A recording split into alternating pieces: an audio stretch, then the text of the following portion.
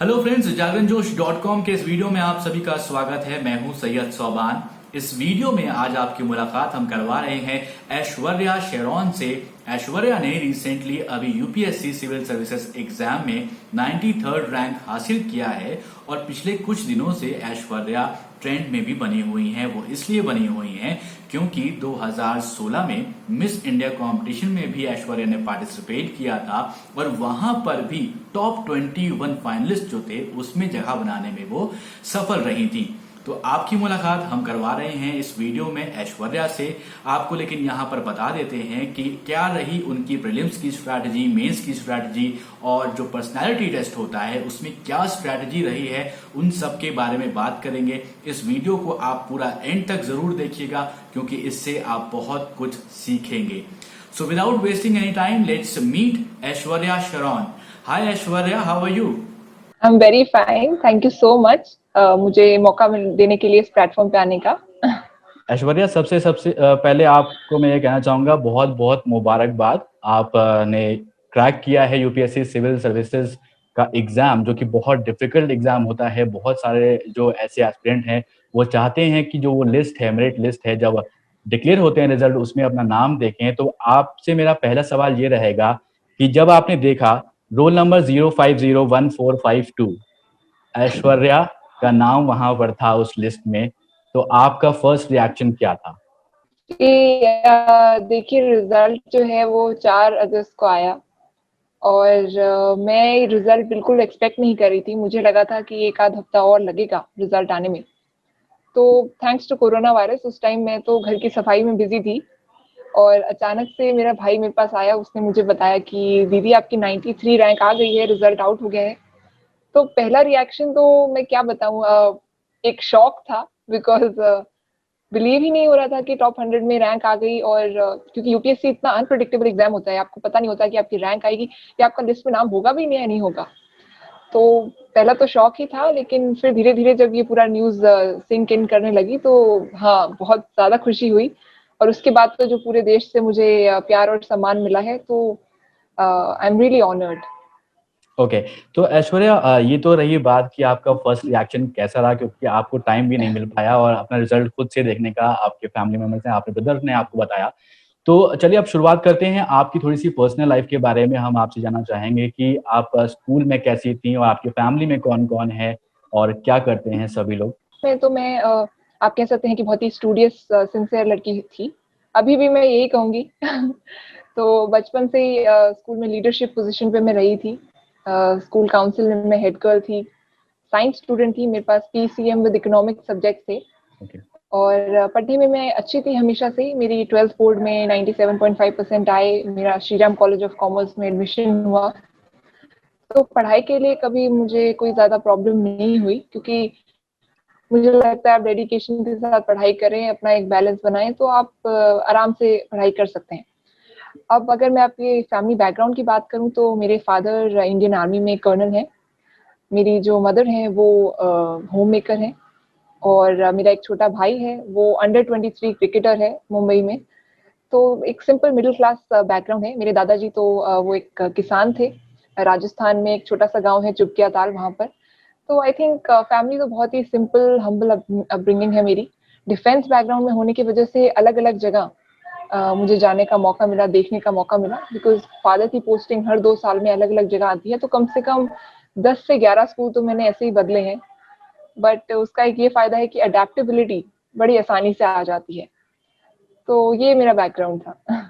Okay Aishwarya, तो जैसा कि आपने हमें बताया तो हमें ये लगा कि आपकी जो फैमिली है उसमें सभी लोग टैलेंटेड हैं। खैर, अब हम आगे बढ़ते हैं और अब आपसे हम ये जानना चाहेंगे 2016 में आपने मिस इंडिया कंपटीशन में पार्टिसिपेट किया। आपकी हॉबी थी मॉडलिंग करना, वो वहां पर आपने मिस इंडिया कंपटीशन में पार्टिसिपेट करके टॉप 21 में अपनी जगह बनाई।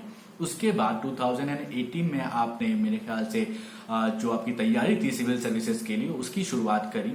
तो मैं आपसे ये जानना चाहूंगा कि किस तरह से आपने अपने फोकस को शिफ्ट किया मॉडलिंग की तरफ से सिर्फ पढ़ाई करने में, उसके बारे में आप बताएं प्लीज। जी, मुझे लगता है कि अपनी लाइफ में जब आप गोल्स को लेकर क्लियर होते हैं, तो सब चीजों का आप समय निकाल सकते हैं। तो जब मैं अपने 12th ग्रेड से पास हो रही थी तब मैंने सोचा था कि मुझे मिस इंडिया में तो पार्टिसिपेट करना ही है। मम्मी ने नाम ही ऐश्वर्या रखा था और साथ के साथ मुझे ये था कि 5 साल के अंदर अंदर 2014 में मैं 12th मेरी हुई थी, 2019 तक मुझे एटलीस्ट यूपीएससी सिविल सर्विस का फर्स्ट अटेम्प्ट तो दे ही देना है। तो ये एक मेंटल फ्रेमवर्क था। लेकिन जब आप स्विच की बात करें तो मुझे लगता है सिर्फ पहला स्टेप लेने में थोड़ी एंग्जाइटी होती है। एक बार आप एग्जाम को समझ लें, सिलेबस को समझ लें, किताब उठा लें, उसके बाद there is no looking back. उसके बाद you only focus on the present and future and not your past. तो जब मैंने मॉडलिंग छोड़ी, बहुत से लोग कहते हैं कि वो ग्लैमर वर्ल्ड छोड़ के कैसे स्विच किया। मैं ये कहूँगी बहुत आसान था। अगर आपके माइंडसेट क्लियर है, बस एक बुक खोलने की तो देरी है। तो आई थिंक आप अगर डिस्ट्रैक्शंस को थोड़ा हटा कर फिर अपने गोल्स पे ध्यान दें तो ये बहुत इजीली हो सकता है। तो ओके। मैंने जब मॉडलिंग छोड़ी 10-15 दिन मैंने बकायदा एग्जाम को समझने में लगाया, बिकॉज मुझे पता भी नहीं था कि एग्जाम का पैटर्न क्या है, प्रीलिम्स क्या होता है, मेंस क्या होता है। मेरी थोड़ी हेल्प की कि पूरा एग्जाम पैटर्न समझाने में। सिलेबस को प्रिंट करके मैंने अपने सामने लगाया। 10-15 दिन मैंने सिर्फ इस पे लगाया कि एग्जाम करना कैसे है, तैयारी न्यूज़पेपर कैसे पढ़ना है। पहले तो न्यूज़पेपर में सिर्फ फोटो देख के छोड़ देते थे, लेकिन न्यूज़पेपर जब आप यूपीएससी के लिए पढ़ते हैं तो कैसे पढ़ते हैं। जब आप यूपीएससी की तैयारी कर रहे हैं तो सिलेबस क्या है, किस तरह से 1 साल के अंदर अंदर आप सिलेबस कंप्लीट करेंगे। तो वो पूरी प्लानिंग की मैंने 10-15 दिन लगाकर, और फिर मैंने अपनी तैयारी शुरू की। इसके साथ साथ मैंने ये भी देखा कि मेरी कितनी कैपेसिटी है पढ़ने की। तो शुरुआत अगर मैं एनसीईआरटी बुक्स पढ़कर मैंने की, तो मैंने पहले हफ्ते में ही देख लिया कि 10-11 घंटे से ज्यादा अगर मैं पढ़ूंगी तो वो किसी काम नहीं आएगा, क्योंकि अगले दिन मैं उतना ही थकी हुई रहूंगी। तो मैंने एक अपने पेस पे पढ़ाई की। कोचिंग वगैरह तो मैं शुरू से ही ज्यादा नहीं लेती थी। I think it's a very personal choice. तो कोचिंग वगैरह मैंने लेना प्रेफर नहीं किया। पढ़ाई मैंने थोड़ा अपना एक कमरे में बैठ के कंसंट्रेशन के साथ पढ़ाई की, और आज रिजल्ट सबके सामने है। मुझे लगता है ये कोई भी कर सकता है अगर आप अपने हिसाब से, if you are the captain of your own ship you can do anything, but at the same okay. Time you have to be discipline and consistent. Those are the key words. तो discipline तो है, वो तो आपको अपनी family से ही मिल गया, बाकी कंसंट्रेशन बाकी वो आपकी मेहनत रही है। और यहाँ पर अब हम बात करते हैं, क्योंकि जिस तरह से हमारे जो व्यूवर्स हैं, अभी बहुत सारे ऐसे व्यूवर्स हैं वो जानना चाहते हैं कि बिना कोचिंग के 1 साल के अंदर किस तरह से इन स्टेजेस पर पढ़ाई करनी चाहिए, प्रीलिम्स के लिए तैयारी, मेंस के लिए तैयारी, या फिर उसके बाद पर्सनैलिटी टेस्ट के लिए। तो सबसे पहले हम शुरुआत करते हैं प्रीलिम्स से, कि किस तरह से अपने आपने स्ट्रैटेजी बनाई और किस तरह से आपने फोकस किया और क्या आपका डेली रूटीन रहता था? जी देखिए, एग्जाम में जब मैं अपियर हो रही थी तो मैंने 1 साल पढ़ाई की और फिर मैं प्रीलिम्स के लिए अपियर हुई। तो अगर मेरी स्ट्रैटेजी देखें तो it was a mains cum prelim strategy. मैंने ज्यादा डिफरेंशिएट नहीं किया, मेरी सोर्सेज बहुत लिमिटेड थी। मैं दोनों के लिए साइमल्टेनियसली ही मैंने पढ़ाई की। प्रीलिम के लिए स्पेसिफिक नोट्स थे, उन पे पी लिखती थी। जो मेंस के लिए थे उनके आगे एम लिखती थी, ताकि मुझे पता हो कि हाँ प्रीलिम आ रहा है तो मुझे वो जिनके आगे पी लिखा हुआ है वो ही वायलेट देना है। एंड मेंस में क्योंकि एक ब्रॉडर लेवल से, एक बर्ड्स आई व्यू से आप आंसर राइटिंग करते हैं, तो उसमें इतने ट्रिवियल इन्फॉर्मेशन जरूरी नहीं होती। तो उसके अकॉर्डिंग मैंने अपने न्यूज़पेपर नोट्स, करंट अफेयर्स उसके अकॉर्डिंग सेग्रीगेट किए। अब अगर मैं बात करूं जो अभी अपकमिंग प्रीलिम्स है, अक्टूबर में प्रीलिम एग्जाम फिर से आ रहा है। तो अगर जो एस्पिरेंट्स उसके लिए अपियर हो रहे हैं उनको मैं ये कहूंगी कि अब जो 1-2 महीने बचे हैं, आप जितना क्वेश्चंस प्रैक्टिस कर सके उतने क्वेश्चंस प्रैक्टिस कीजिए। तो प्रीलिम से 1-2 महीने पहले से ही मैंने सैम्पल पेपर्स डाउनलोड करके करना शुरू कर दिया था। बहुत से सैम्पल पेपर्स फ्रीली अवेलेबल हैं, या फिर आप किसी मॉक टेस्ट के लिए भी साइन अप कर सकते हैं। मैंने तो फ्रीली अवेलेबल वाले किए थे डाउनलोड, और उनको मैंने हार्ड कॉपी लेकर और मैं सॉल्व करती थी। सुबह में सॉल्व करती थी, शाम को मैं उनके आंसर्स पढ़ के रिवाइज करती थी, ताकि वहां से भी आपका जो नॉलेज बेस है वो बढ़ता जाए। जैसे जैसे आप क्वेश्चंस देखेंगे आपको पता चलेगा कि आजकल के ट्रेंड में कैसे क्वेश्चंस आ रहे हैं। तो I think sample paper solve करना बहुत जरूरी है। और एक और चीज जरूरी है, वो ये है अपनी टाइमिंग नोट करना। तो वैसे तो प्रीलिम्स में 2 घंटे मिलते हैं, लेकिन मैं जब घर पे प्रीलिम्स के पेपर देती थी तो 1.5 आवर में देती थी, क्योंकि एग्जाम हॉल में क्या हो ये किसी को नहीं पता। तो आप जब प्रिपेयर कर रहे हैं तो prepare for the worst. So please keep the timing 15 to 20 minutes lesser than what you will actually get. तो ये टिप्स मैं देना चाहूंगी जो अभी प्रीलिम के लिए अपियर। ओके ऐश्वर्या, तो ये आपने प्रीलिम्स की बात हमें बता दी और आपने हमें बताया भी किस तरह से आपने प्लान किया, साथ के साथ प्रीलिम्स और मेंस की तैयारी आपने शुरू कर दी थी। लेकिन अब हम आपसे ये जानना चाहेंगे कि आपने मेंस के लिए कैसे तैयारी शुरू करी, और दूसरा सवाल इसी में इंक्लूड मैं कर देता हूँ कि आपका ऑप्शनल सब्जेक्ट क्या था और किस तरह से आपने उसको चूज किया था। मुझे ये क्लियर था कि अगर मैं इकोनॉमिक्स में इंटरेस्टेड हूँ, अगर मैं ये एक ऐसा सब्जेक्ट है जो मैं 2 साल लगातार पढ़ सकती हूँ, तो मुझे यही लेना चाहिए। I think UPSC exam her subject को स्केल अप और डाउन कर देता है, वो सभी सब्जेक्ट्स को उतना ही वेटेज देता है। But again it's a personal choice. मुझे लगता है कि आपके इंटरेस्ट के अकॉर्डिंग आप ऑप्शनल सिलेक्ट कीजिए। Now coming to the mains preparation specifically, answer writing, ये मेंस का I would say it's of paramount importance. तो मैंने मेंस एग्जाम अगर सितंबर एंड में था, तो मैंने जनवरी से अपनी आंसर राइटिंग शुरू की। तो जनवरी 2019 से मैंने अपनी आंसर राइटिंग की प्रैक्टिस शुरू की, और लगातार मैं दिन में 2-3 आंसर तो वैसे लिखती थी, बाकी मैं मॉक टेस्ट वगैरह देती थी, जो फीडबैक मिलता था उस पर इम्प्रूव करती थी। एक मुझे जो बहुत बड़ी प्रॉब्लम आई मेंस के टाइम पे, वो ये थी कि मेरी हैंडराइटिंग स्पीड बहुत स्लो है। मेरे पेपर्स अप्रोक्सीमेटली 3 आवर्स 40 मिनट्स पे कंप्लीट हो रहे थे। तो मुझे ऐसा लगा कि it is not going to help me अगर मुझे सब कुछ आता है और अगर मैं पेपर पे प्रोड्यूस नहीं कर पाऊँ चीज, because the examiner is only going to see your sheet, he or she doesn't know what's in your brain. तो ट्रू ट्रू। फिर मैंने अपने नोट्स और भी कंसाइज करने शुरू किए कि 150 या 200 वर्ड्स में मैं सब कुछ कंपाइल करके लिख पाऊँ। उसके अकॉर्डिंग मैंने अपने नोट्स बनाने शुरू किए, चाहे वो हिस्ट्री हो, चाहे वो पॉलिटी हो, कोई भी सब्जेक्ट हो, मैं उस टॉपिक को इस हिसाब से देखती थी कि 150 वर्ड में मैं इस टॉपिक पे क्या क्या लिख सकती हूँ। और टाइमिंग रिड्यूस करने के लिए मैंने कुछ ऐसे फ्रेजेस अपनी तरफ से बनाए जो बड़े बड़े सेंटेंसेस को रिप्लेस कर सकते हैं। जैसे अगर आप बोल रहे हैं कि centre and state governments should work together on this particular policy, अगर इसकी जगह आप सिर्फ कोऑपरेटिव फेडरलिज्म लिख दें, तो वो मैसेज भी कन्वे हो जाता है और आपका टाइम भी बचता है। तो आई थिंक ऐसे मैंने थोड़े बहुत ट्रिक्स अपनाए, diagrams, flow charts, presentation answers की, उन पे ध्यान दिया, जो मेरे स्ट्रेंथनिंग, जो मेरे प्लस पॉइंट्स थे, और अपनी वीकनेसेस पे धीरे धीरे इम्प्रूव करती गई। ओके, सो अब मेंस भी आपने क्लियर कर लिया, ऐश्वर्या का नाम आ गया मेंस के बाद अब पर्सनालिटी टेस्ट के लिए। तो अब एक बात यहाँ पर बहुत इम्पोर्टेंट है कि जिस वक्त पर्सनालिटी टेस्ट हो रहे थे इस बार यानी कि 2019 के, तब से बात आ गई थी कि कोविड की वजह से कुछ ना कुछ इम्पैक्ट हुआ था। तो क्या आपका पर्सनालिटी टेस्ट इंटरव्यू इम्पैक्ट हुआ था उससे, कि आप पहले ही कर चुके थे, हो गया था आपका इंटरव्यू?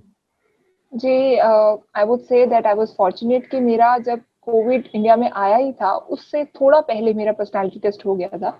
मेरा पर्सनालिटी टेस्ट जिस दिन था, उस दिन डोनाल्ड ट्रंप की इंडिया में विजिट थी। तो वो मेरा ज्यादातर interview US India trade deal पे भी काफी हद तक गया। तो I think in that sense I was lucky. जिन कैंडिडेट्स का बाद में हुआ, मैं समझ सकती हूँ कि कितनी मुश्किल रही होगी। ओके ऐश्वर्या, तो अब मेंस आपने क्वालिफाई कर लिया, उसके बाद आती है बारी पर्सनालिटी टेस्ट की।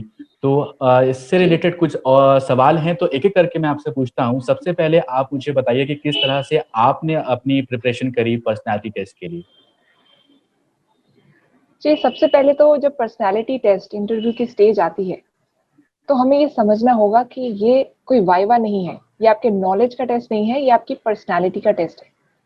तो सबसे पहले तो मैंने जो मेरा डिटेल्ड एप्लीकेशन फॉर्म था, उसके एक एक कीवर्ड्स अपने एक रजिस्टर में एक एक पेज पे एक एक कीवर्ड लिखा, और उनके बारे में जितनी इंफॉर्मेशन, जितना बैकग्राउंड रिसर्च में कर सकती थी, वो मैंने किया। तो अगर मैंने अपनी हॉबीज लिखी हैं, मिस इंडिया में पार्टिसिपेशन या रैंप वॉर्डिंग, ये सब मेरे डिटेल एप्लीकेशन फॉर्म में था। तो मैंने कि इंडिया की फर्स्ट मिस इंडिया कौन थी से लेकर सब चीजें मैंने अच्छे से रिसर्च की। मेरा इकोनॉमिक्स बैकग्राउंड था, तो इकोनॉमिक्स पे मैंने पूरी तैयारी की। तो जो जो आपके डिटेल्ड एप्लीकेशन फॉर्म में होता है, आपको एक एक वर्ड प्रॉपरली थॉरली रीड करके जाना चाहिए। रही बात मॉक इंटरव्यूज देने की, तो बहुत से लोग बहुत से मॉक इंटरव्यूज देते हैं। कई लोग कहते हैं कि दिल्ली में 1 महीना पहले से ही आप आ जाओ, ताकि लगातार आप मॉक इंटरव्यूज, तो वो आपको कॉन्फिडेंस देता है। तो that works for a lot of people, I think वो काफी हेल्प करता है। लेकिन मेरे केस में मैंने पहला मॉक इंटरव्यू दिया, और अपने घर के पास ही एक इंस्टीट्यूट था, उसी में जाके दिया। तो उन्होंने मुझे यही फीडबैक दिया कि आपके आंसर्स बहुत ओरिजिनल हैं, आप और मॉक इंटरव्यूज आपको देने की जरूरत नहीं है, आप जैसी हैं आप वैसे ही रहिए। क्योंकि कई बार ऐसा होता है कि बहुत सारे मॉक इंटरव्यूज देके आपके आंसर्स रिहर्स लगते हैं और आपके ओपिनियंस आपके खुद के ओपिनियंस नहीं लगते। तो आप 23 साल की एक लड़की हैं, आप जैसे आंसर आप देना चाहती हैं खुल के दीजिए, बी ऑनेस्ट टू योरसेल्फ। तो ये फीडबैक मुझे जब मिला तो मैंने बस इसी के साथ में चली। मैंने अपने घर पे प्रेपरेशन की, जो मेरे पेरेंट्स मुझसे सवाल करते थे वो मैं आंसर करती थी। हम लोग रोज घर पे ही एक अपना छोटा सा मॉक इंटरव्यू कर लेते थे। तो ऐसे मैंने अपनी इंटरव्यू की प्रेपरेशन की, जो कि बाकी कन्वेंशनल मोड से काफी हटकर थी। बट एज आई सेड, मेरी तो पूरी प्रेपरेशन ही काफी अनकन्वेंशनल रही है, तो मैंने कहा ठीक है, ये भी रिस्क लेके देखते हैं। बाकी अगर मैं बात करूं तो एक मेरे मेंटोर थे आईपीएस महेश भागवत सर। उन्होंने एक बहुत अच्छा इनिशिएटिव शुरू किया था, एक व्हाट्सएप ग्रुप बनाया था जिसपे वो रेलेवेंट आर्टिकल्स पोस्ट करते हैं। तो वहां से मेरे को थोड़ा बहुत स्टडी मटेरियल मिल जाता था। तो बाकी एस्पिरेंट्स भी डिस्कशंस करते थे। तो ये सब चीजें मुझे लगता है कि काफी हेल्प की मुझे जब मैं अपने इंटरव्यू में गई। ओके तो इसी से रिलेटेड एक अगला सवाल है मेरा कि बहुत सारे ऐसे कैंडिडेट्स होते हैं जो प्रीलिम्स क्वालिफाई करते हैं, मेंस क्वालिफाई करते हैं, लेकिन पर्सनालिटी टेस्ट को क्वालिफाई नहीं कर पाते हैं। और तो आप उनके लिए क्या कहना चाहेंगी? और जैसा कि आपने फर्स्ट अटेम्प्ट में इसको क्वालिफाई किया है, तो जो भी कैंडिडेट्स, जो भी एस्पिरेंट्स फर्स्ट अटेम्प्ट दे रहे हैं, उनको क्या चीज़ें दिमाग में रखनी चाहिए? तो 2 सवाल हैं, तो 2 सवालों का आप अलग-अलग जवाब दे सकते हैं। जी, पहले तो मैं ये क्लैरिफाई करना चाहूंगी कि मेरे अभी तक मार्क्स आए नहीं हैं। मुझे नहीं पता मुझे पर्सनालिटी टेस्ट में कितने मार्क्स मिले हैं। तो लेकिन फिर भी जो मेरा एक्सपीरियंस रहा, उससे जो कैंडिडेट्स कई बार अपीयर हो चुके हैं और पर्सनालिटी टेस्ट उनको एक चैलेंज लग रहा है, उनके लिए मैं ये कहना चाहूंगी कि जो आपके पहले टेस्ट हुए हैं उनको अच्छे से एनालाइज कीजिए।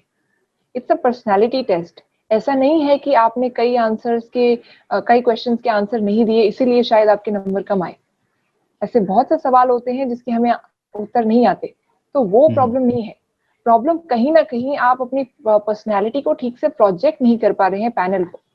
तो you can work on your communication skills.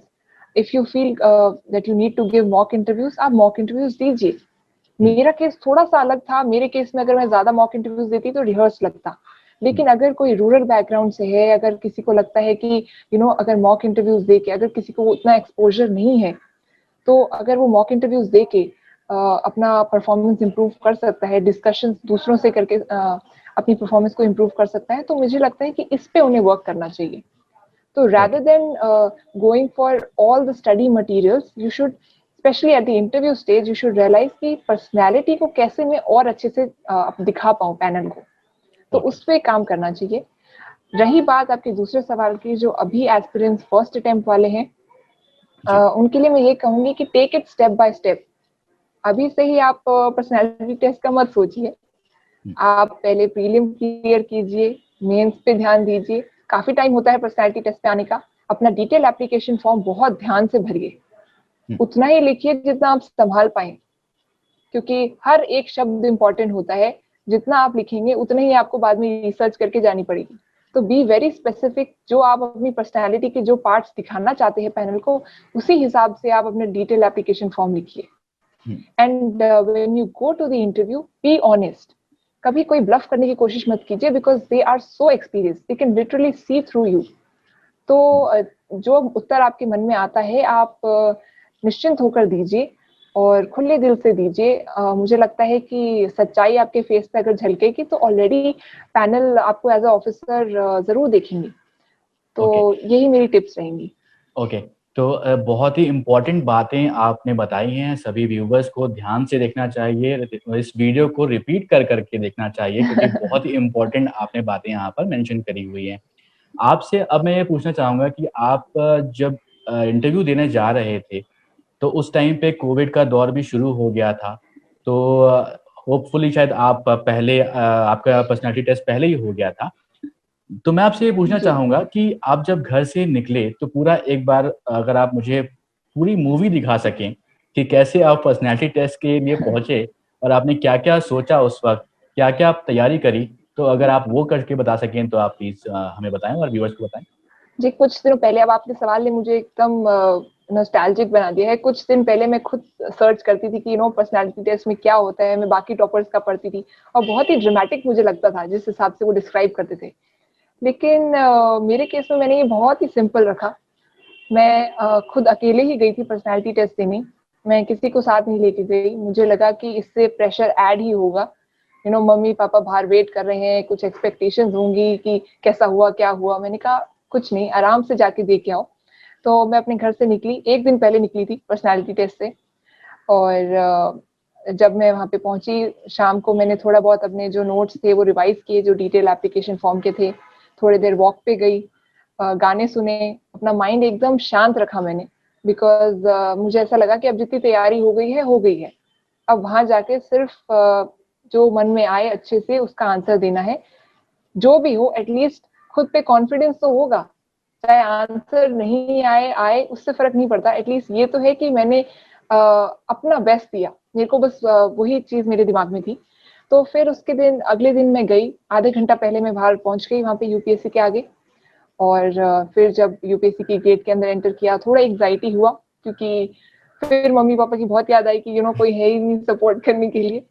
But अंदर जब मैं हॉल में गई, बाकी एस्पिरेंट्स को देखा, बहुत अच्छा लगा, कि बहुत ऑनर्ड फील हुआ कि एटलीस्ट मैं उनके साथ बैठने का मुझे मौका मिला है मेरे फर्स्ट अटेम्प्ट में।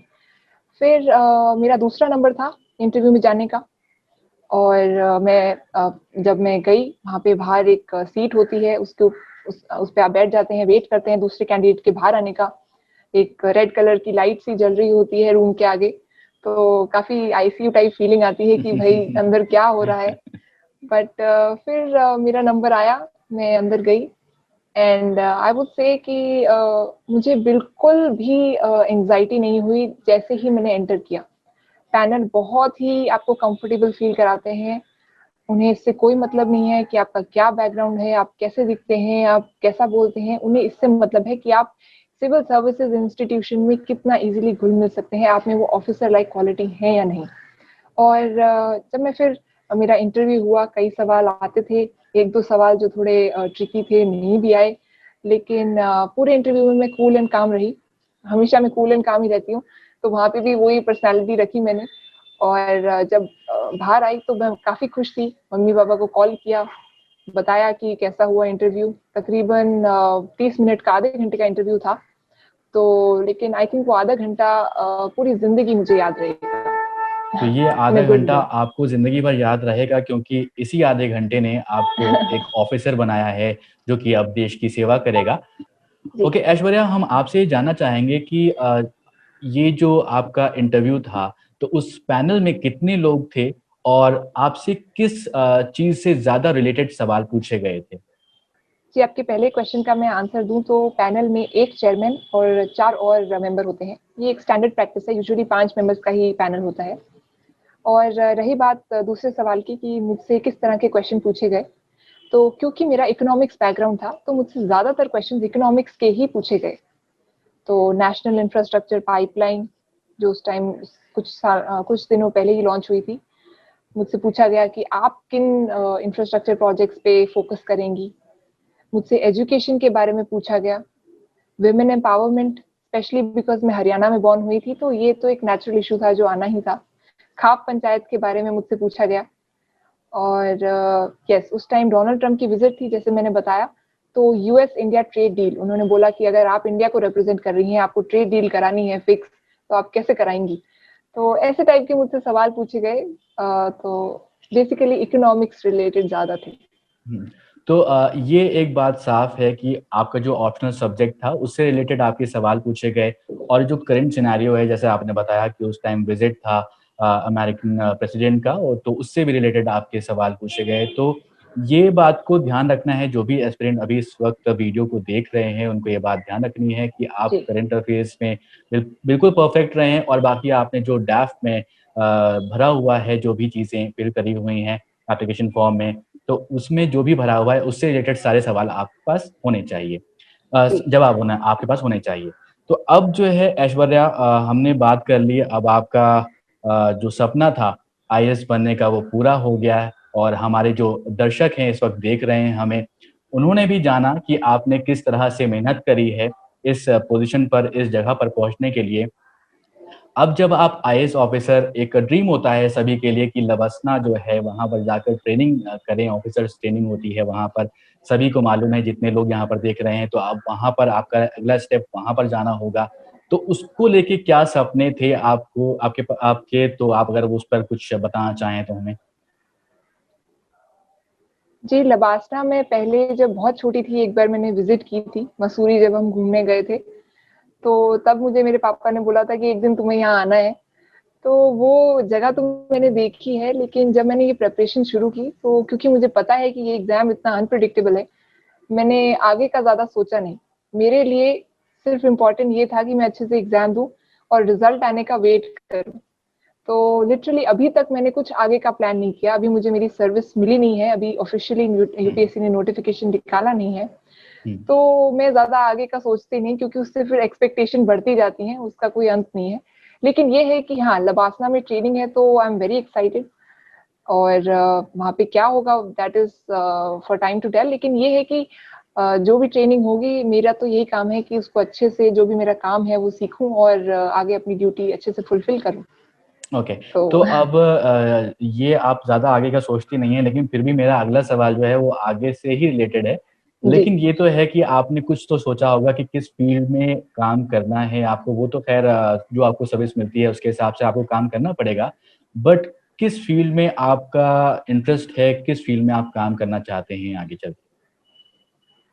जी, एजुकेशन जो है मुझे शुरू से ही एक बहुत इम्पोर्टेंट कॉज लगता है, because if you want to change the nation you start with the classroom.